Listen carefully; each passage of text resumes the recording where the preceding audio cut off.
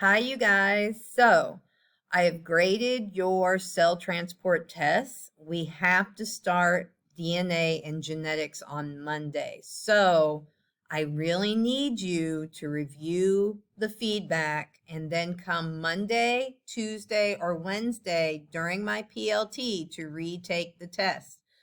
Do not just memorize the answer order because I'm going to move things around because I want to see if you understand osmosis, if you understand cell transport, because your EOC is coming up in a month. So, the way to look at this, here's a student screen. I'm not going to show the student's name. But if I open the cell transport test, you can do this on your screen. And then view.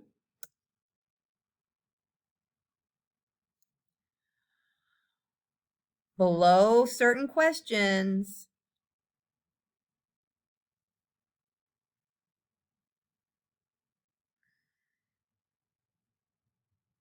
I left you feedback.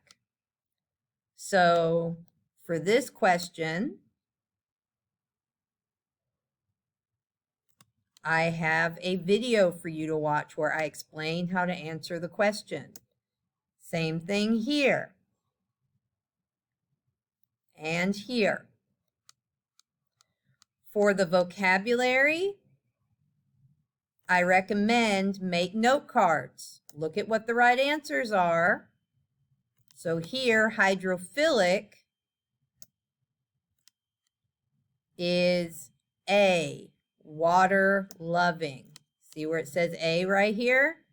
So you can match the letter to the word and write out your definition so that you can review that.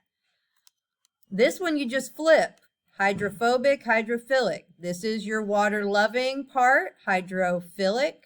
These are your water hating parts. I'm going to rewrite this one because I made sure everyone got their points.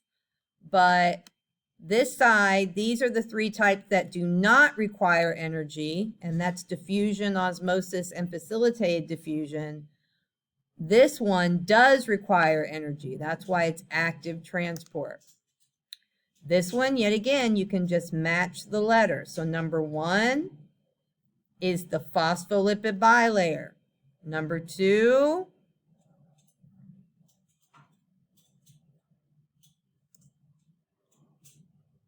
is integral protein. So if you go to each one of these, it'll show you the right answer.